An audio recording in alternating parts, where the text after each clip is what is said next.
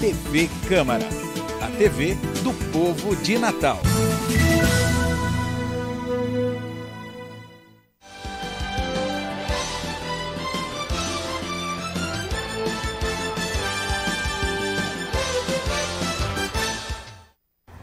Olá, eu sou Flávia Urbano e está no ar o Comitê de Imprensa. Nós estamos vivendo um período que é novidade no processo eleitoral brasileiro, a pré-campanha. Você sabe quais são as regras da pré-campanha, o que é permitido e o que é proibido aos pré-candidatos? Durante a campanha, as novidades que aconteceram em 2016 e mais algumas somadas a 2018.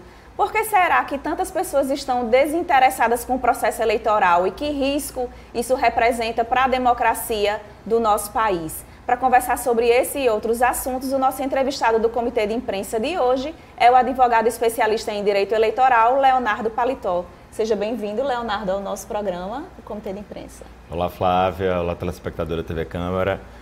Me sinto muito bem-vindo e estamos prontos para esclarecer essas questões tão relevantes do direito eleitoral. Então, vamos lá começar.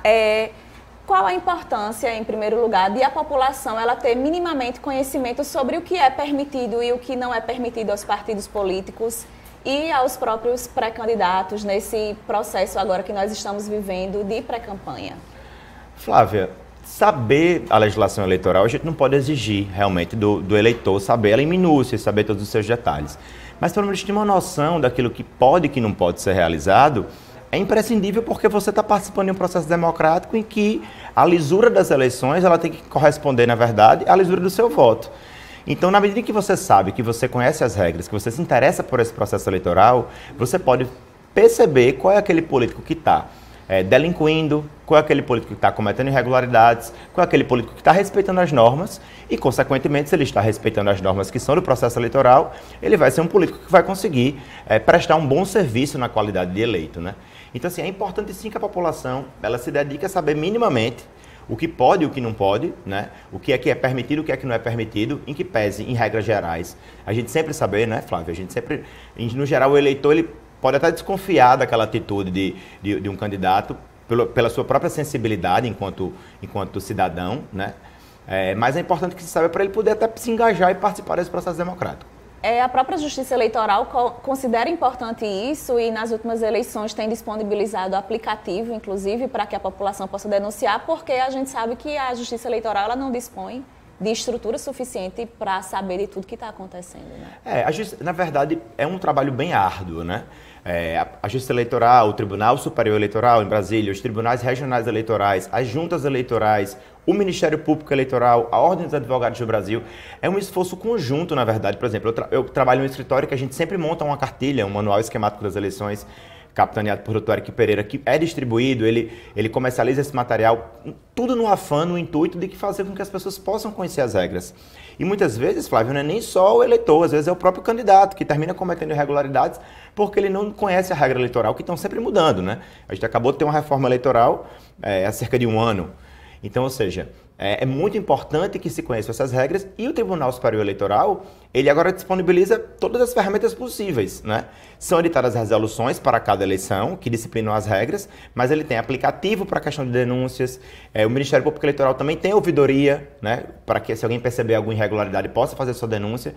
Então, ou seja, os canais são os mais diversos para se procurar diante das irregularidades que possam ser cometidas. Então, vamos lá. Pela primeira vez numa eleição geral, de presidente até deputado estadual, nós estamos vivendo, na verdade, esse período que se chama de pré-campanha. O que é a pré-campanha? Explica para a gente o que é permitido nesse momento que nós estamos vivendo. A pré-campanha, na verdade, era algo que sempre aconteceu, né? Mas os candidatos ficavam amordaçados. Era aquela impossibilidade que ele tinha até de se apresentar como pré-candidato. Todo mundo já sabia que candidato X ia ser candidato a presidente da República, por exemplo, mas ele não podia se anunciar como candidato, ele não podia sequer expor qualquer intenção que ele viesse a ter de alguma proposta que ele viesse a realizar, porque aquilo era considerado propaganda antecipada, ele sofria uma representação e pagava uma multa altíssima, né? Então, essa é a segunda eleição, na verdade, que a pré-campanha está autorizada, os próprios candidatos estão se acostumando com essa figura, né? E ela foi meio que emprestada, Flávia, da própria eleição americana, quando a gente via que os candidatos americanos eles fazem para a campanha de forma bem expressa mesmo, e é isso que está sendo autorizado no Brasil. Então, o que é que pode na pré-campanha? eu começaria não dizendo o que pode, eu começaria dizendo o que não pode. Sim. O que não pode na pré-campanha é pedir expressamente o voto. Mas se apresentar como candidato, participar de debates, de entrevistas, de prévias partidárias, participar de movimentações na qualidade de pré-candidato, divulgar propostas, divulgar o seu plano de governo, suas intenções, tudo isso o candidato está autorizado a fazer. Ele não pode ainda publicizar o seu número, que alguns já sabem qual vai ser o número da sua legenda, porque, por exemplo, para presidente, o número do partido vai ser o número do candidato. Então, se você vai ser candidato a presidente, você já sabe qual é o número que você vai ter, né? Então, e não pode ainda pedir voto. Mas o resto, você pode participar de eventos públicos, você pode participar de debates na televisão, inclusive os candidatos a presidente já estão participando de debates, né? Há até críticas porque alguns candidatos não estão participando, outros estão, isso já está sendo uma movimentação. Então, você está autorizado a poder se apresentar publicamente e avisar, eu sou o pré-candidato e eu intenciono disputar a vaga para determinado pleito, para determinado cargo. Uma das dúvidas que tem surgido entre jornalistas, quem trabalha com publicidade, os próprios advogados da área eleitoral é em relação à possibilidade de você patrocinar, impulsionar publicações nas redes sociais, o que será permitido pela primeira vez durante a campanha eleitoral. Qual o seu posicionamento, seu entendimento em relação a essa questão? Também uma grande novidade, né? A gente tem que... Essa questão que você está perguntando não tem muita relação com a propaganda na internet. É bom só fazer esse preâmbulo para depois eu expressar a minha opinião. A propaganda na internet agora, a exemplo da pré-campanha, foi outra coisa que foi completamente absorvida pelo ordenamento. Pelo mesmo motivo que a gente já falava com relação à pré-campanha, ela já existia. A propaganda na internet, o tribunal não tem como coibir. Então a propaganda na internet ela é permitida, inclusive na pré-campanha, nos mesmos moldes, mas existem também algumas restrições, né? Que a gente pode falar delas em momento posterior. O que você está me perguntando com relação à questão do impulsionamento na internet é uma nova modalidade. Ele não era permitido, é a primeira eleição em que ele passa a ser permitido, justamente em virtude dessa grande envergadura que tem a internet, até para poder chegar ao eleitor, né? Então, assim, ela passa a ser permitida agora esse impulsionamento de campanha. Agora, a questão o impulsionamento ele é permitido apenas no período da campanha eleitoral, que é após 16 de agosto, quando começa a propaganda eleitoral, ou ele já pode ser feito agora nessa fase de pré-campanha. Já existem algumas decisões, né, tidas por alguns juízes, especial, acho que o Tribunal do Amapá tem uma, Brasília parece que também tem outra, aplicando condenação aos candidatos que impulsionaram essa campanha, essa propaganda eleitoral, que nesse caso não é nem a propaganda eleitoral, eu diria, essa pré-campanha, nessa fase de pré-campanha, sob o argumento de que eles não poderiam fazer porque ela só está autorizada a partir de 16 de agosto. Mas são decisões ainda de juízes monocráticos, né? O meu posicionamento, já que você perguntou a minha opinião pessoal, né? O meu posicionamento é de que não existiria vedação. Porque se aquilo é permitido em época de campanha eleitoral e a pré-campanha é autorizada e você está impulsionando uma ação sua de pré-campanha, você está apresentando uma proposta, você está se apresentando como pré-candidato, qual é o problema de você fazer esse impulsionamento se isso é uma coisa que é permitida durante a época da legislação durante a campanha eleitoral, perdão.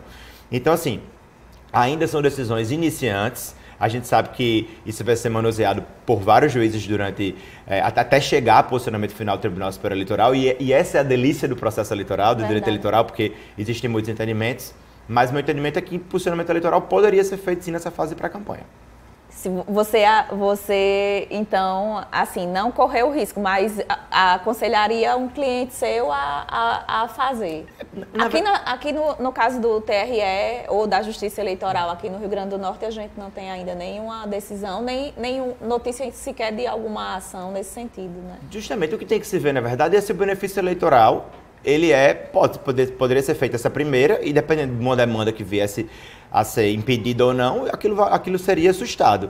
Mas tem que se ver se essa multa eleitoral não compensaria também, não que eu esteja autorizando ou fazendo, mas é porque eu acredito que seja possível. Não é que eu esteja influenciando o meu cliente, digamos assim, a transgredir a norma. Não, eu acredito que haja possível. E também tem que se sempre fazer um filtro se essa primeira multa que vai ser paga em virtude desse impulsionamento, ela seria uma multa que seria maior do que o benefício eleitoral que ele receberia. É um jogo que ele tem que sempre ser feito. Verdade. Em relação a mudanças de um modo geral, assim, A gente já experimentou em 2016, a que eu considero que tem mais impacto inicial, que é a redução do período da campanha de 90 para 45 dias. Aquelas eram eleições municipais com uma área territorial mais reduzida, não é? Um contingente eleitoral também mais reduzido. Para as eleições de 2018, como é que você enxerga essa questão desse tempo reduzido, não é? De que forma isso vai ou poderá impactar na campanha, de um modo geral? O tempo reduzido, no geral, ele serviu para diminuir os custos da campanha eleitoral, né? Assim, é muito dinheiro que se gasta, os partidos investem muito, os candidatos investem muito. Então, assim, nesse processo de economicidade que foi trazido, se diminuiu essa campanha eleitoral. O grande prejuízo é a dificuldade que os novos candidatos têm de poder se apresentar à população. Quem já tem mandato, em tese, sai um pouco na frente em função de já ser uma figura conhecida. Justamente, os candidatos que já são conhecidos da grande população, eles já pegam o embalo. Talvez 45 dias seja muito pouco para esse candidato que está intencionando ser conhecido, né? Já que o tempo de televisão também diminuiu, já diminuiu a campanha no rádio e na TV, o próprio tempo de campanha passou de 90 para 45 dias. Então, assim, só são 2 eleições ainda. A primeira é a eleição municipal e agora essa primeira geral, que a gente tem essa aplicação dessa nova modalidade. Então é muito cedo ainda para a gente poder formar um juízo de valor concreto. Mas eu acredito que talvez fosse pelo menos permitido uma pré-campanha mais massiva antes de o candidato poder entrar na própria campanha, que também já está sendo autorizado, para poder fazer essa compensação, né? Então a gente não sabe ainda o quanto que vamos conseguir reoxigenar as nossas casas legislativas, o nosso cenário político, com essa forma de realizar a campanha eleitoral. Mas é o que está em voga. São 45 dias e não tem o que questionar. A gente também está só falando aqui das regras, não está considerando o fato de que a classe política e aí, mais notadamente, os atuais detentores de mandato estão na berlinda, né? Então, assim, por mais que sejam só 45 dias, mas há um questionamento sobre a atual classe política, quem está nos mandatos. E existem muitos políticos muito bons, a gente também não pode dizer que aqueles que estão de forma nenhuma. Mas assim, eu falo mais com relação ao filtro que a população vai ter que ter para poder eleger. Será que 45 dias... De acesso à informação mesmo, sobretudo, né? Quando a gente sabe, né, Flávia, que as pessoas não estão mais interessadas. A gente sabe que as pessoas estão sem esse interesse, apáticas de processo eleitoral. Doutor Leonardo Paletó, eu peço licença, nós vamos a um rápido intervalo e voltamos já já com o Comitê de Imprensa.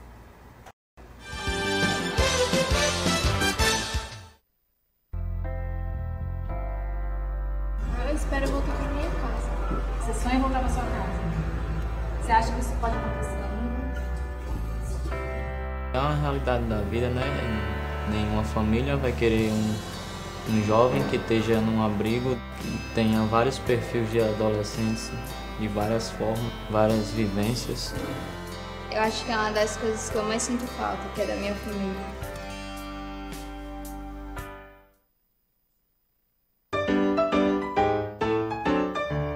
Marina jogou essa garrafa de refrigerante no lixo seco.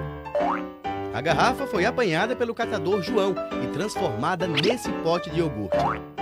Maurício comprou, bebeu o iogurte e jogou o pote no lixo seco. Aí veio o catador João e ajudou a transformar o pote de iogurte em sacola plástica. Vovó Irene usa a sacola para levar as compras para casa. Depois de usada, a sacola foi para o lixo seco. E junto com outras sacolas, se transformou em mais uma garrafa PET. Você pode fazer o mesmo. Separe o lixo úmido do lixo seco e ajude a construir um mundo melhor. Repense, reaja, recicle. Uma iniciativa do Instituto Federal de Educação, Ciência e Tecnologia do Rio Grande do Norte.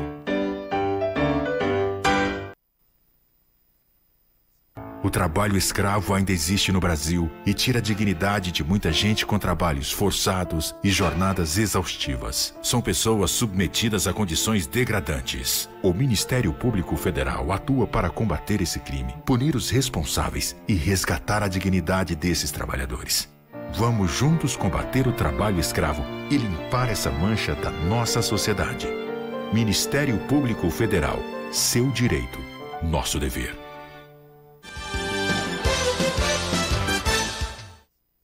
Estamos Estamos de volta com o Comitê de Imprensa, hoje conversando um pouco sobre campanha eleitoral, pré-campanha eleitoral, o que pode e o que não pode, com o advogado especialista em direito eleitoral, Leonardo Paletó. Doutor Leonardo, queria conversar agora sobre o outro aspecto muito importante, que é um esforço conjunto, assim, um esforço principalmente da Justiça Eleitoral, no sentido de dar mais equilíbrio às eleições, ao pleito, que é a questão do financiamento de campanha, né? O que é que nós temos de novidade para a eleição de 2018? Flávia, essa é talvez, se você me perguntasse qual é a grande novidade da eleição, em que pese não ser uma coisa que o eleitor vai perceber tanto, porque ele não vai estar operacionalizando o que está acontecendo, mas é a grande novidade das eleições, isso tem que ser dito, é a questão do financiamento da campanha eleitoral.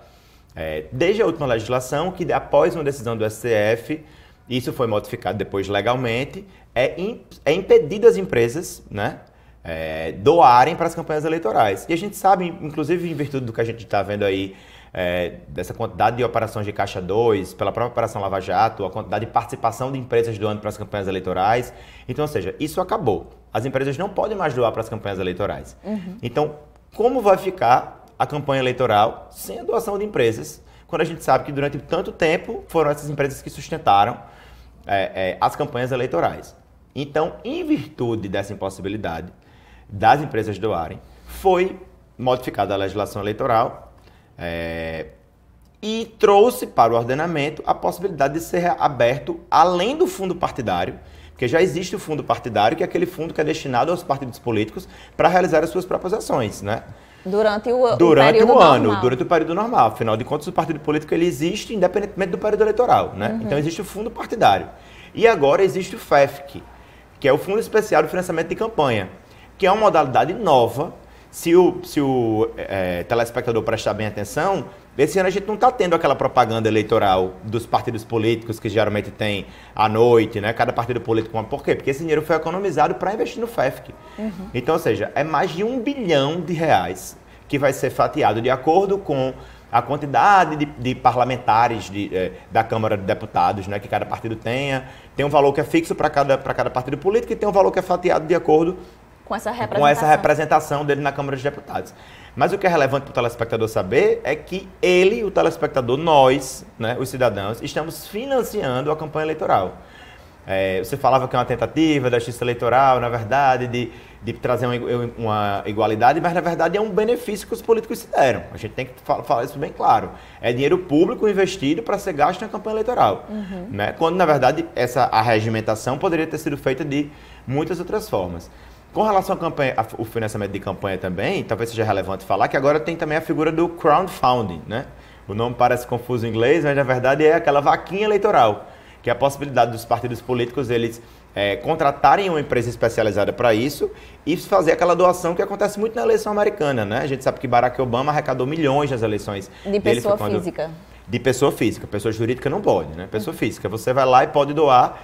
E é importante também salientar a questão do limite para essa doação, né? Você pode doar até 10% daquilo que você declarou no imposto de renda do ano anterior. Então, se eu ganhei durante o ano R$100 mil, eu só posso doar 10 mil. Se eu ganhei 10 mil, eu só posso doar 1.000. Ou seja, 10% do valor que eu declarei para o imposto de renda do ano anterior. Então, essa é a grande novidade do financiamento de campanha público, né? E é a primeira eleição que a gente vai ter também nessa modalidade. E o dinheiro tem que ser gasto. Se ele não for gasto pelo partido político, o dinheiro que for repassado para o partido político, ele tem que ser devolvido para o fundo, que também é uma observação que tem que ser feita. Em relação à propaganda, não é? A gente sabe que um dos itens que mais pesa nesse custo durante o período eleitoral é também a propaganda. O que é que pode, o que não pode, que você poderia destacar? Com relação à propaganda eleitoral, as coisas não mudaram tanto assim, mas eu vou fazer alguns destaques para que o eleitor possa ter em mente o que pode e o que não pode, né? O que não pode, de forma nenhuma, na propaganda eleitoral. A gente não pode propaganda por outdoor, isso ainda não pode. A gente não pode o showmício, que antigamente era permitido, também agora não... Quer dizer, há algum tempo já que não pode, né? Showmício, distribuição de brindes. Então, se você vê algum candidato distribuindo brinde, caneta, camisa, também isso já há algum tempo que não pode ser feito. A propaganda eleitoral em si sofreu mais restrições ainda. Uma coisa que antigamente era permitida e que desde a eleição passada não é a questão da pintura em muro. A gente sempre via, né, se eu fosse dono de uma propriedade e quisesse emprestar meu muro para o candidato pintar, eu poderia fazer isso normalmente. Era uma propriedade particular minha. Agora não pode mais. O muro também não pode ser pintado, só pode ser pregado microadesivos, né?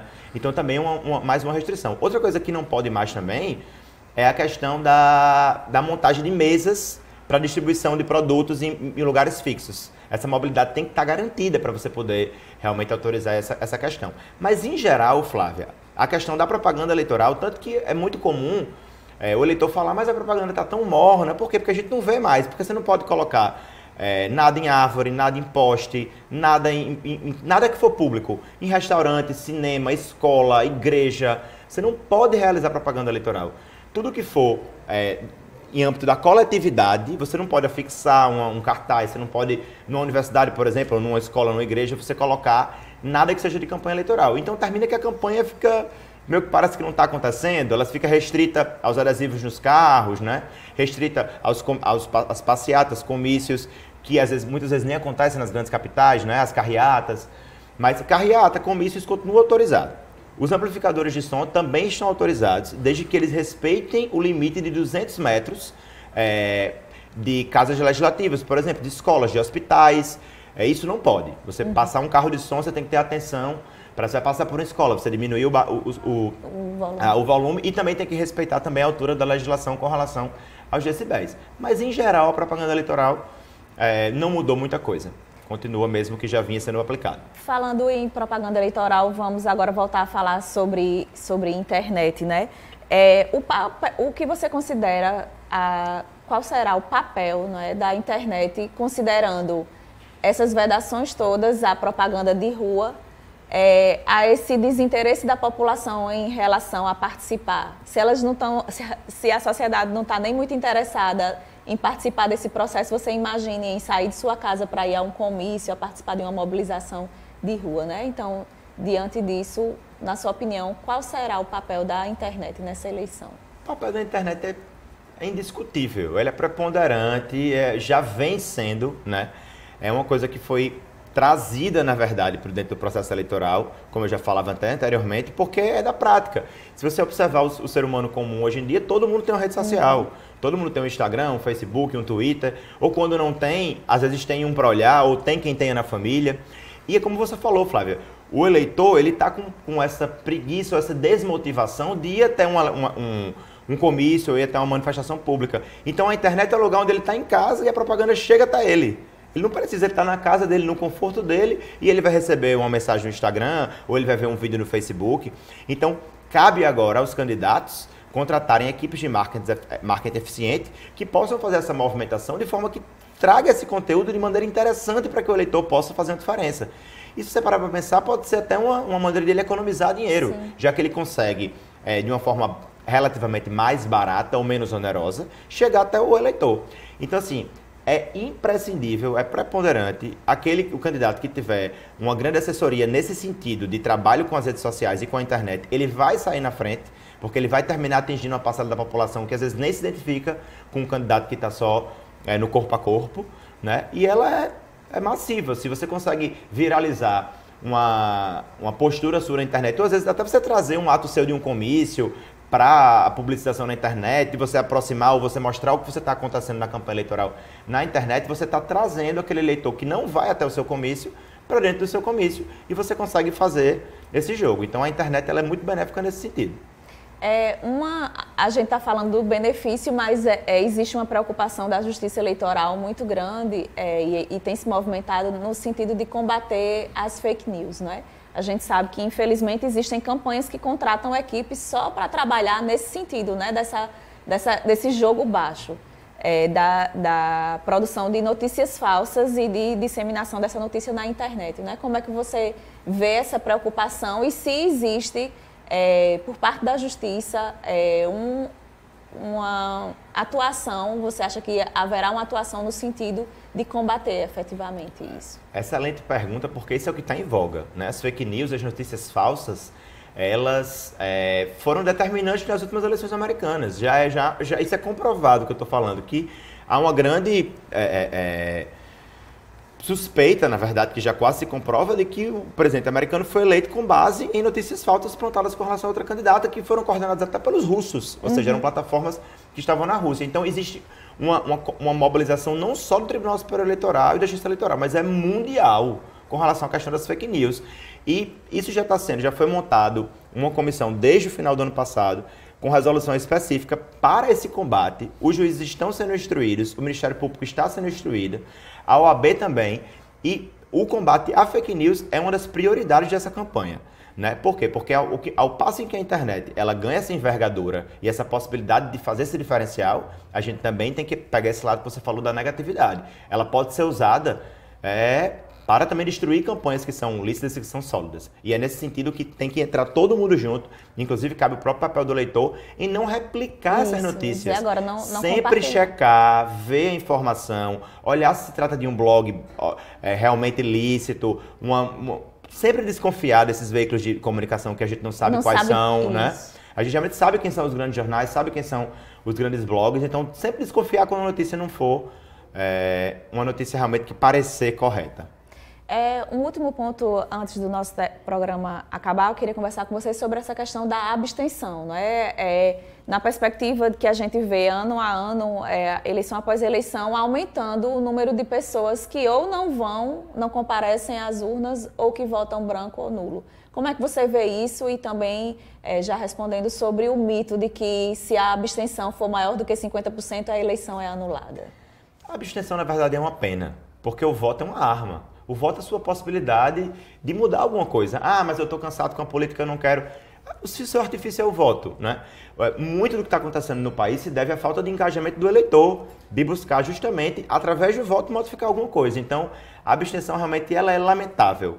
Ainda que você acredite que seu voto não vá fazer a diferença, ele faz. E ele é muito importante. Com relação a esse segundo ponto, isso não existe, isso é um grande mito, na verdade. As eleições não serão anuladas se 50% das pessoas deixarem de votar, mais de 50% das pessoas. O que acontece em uma eleição que um candidato, por uma cassação ou por uma compra de voto, teve mais do que 50% dos votos anulados, em virtude daquele cometimento daquele ilícito, é que aquela eleição se anula. Agora, por exemplo, se nós temos 100 mil eleitores, só vão votar 49 mil, que é menos do que os 50%, não é isso? Essa eleição não é nula, porque os votos válidos vão ser computados dentre aqueles 49 mil. Aqueles 49 mil passam a ser 100% para efeitos de votos válidos. Então nunca vai existir isso. Se 2 pessoas, ou 3, ou 5, ou 10 forem votar, ainda assim a eleição vai ser válida. Então, ou seja, temos que votar, temos que exercer o nosso sufrágio para ver se conseguimos mudar alguma coisa. Então, o eleitor não comparecendo, votando branco ou votando no número de um candidato que não existe, ele vai estar deixando de participar do processo e isso é simplesmente desconsiderado pela Justiça Eleitoral. Vão ser contabilizados os votos dados à legenda ou aos candidatos e ponto final. Perfeito. Você fechou de uma maneira muito clara. Sua explicação é eu a referendo. É isso aí. Aquele que está votando nulo, está votando branco, ele está simplesmente contribuindo para que a manutenção das coisas se dê como se dá. Então, escolha um candidato, exerça seu sufrágio e faça valer o seu voto.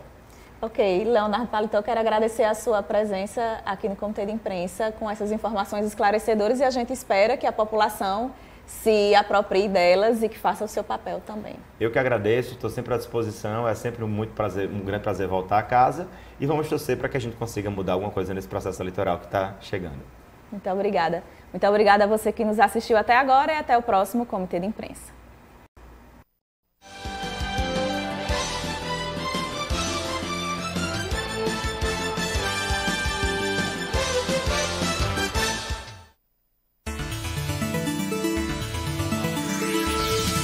TV Câmara, a TV do povo de Natal.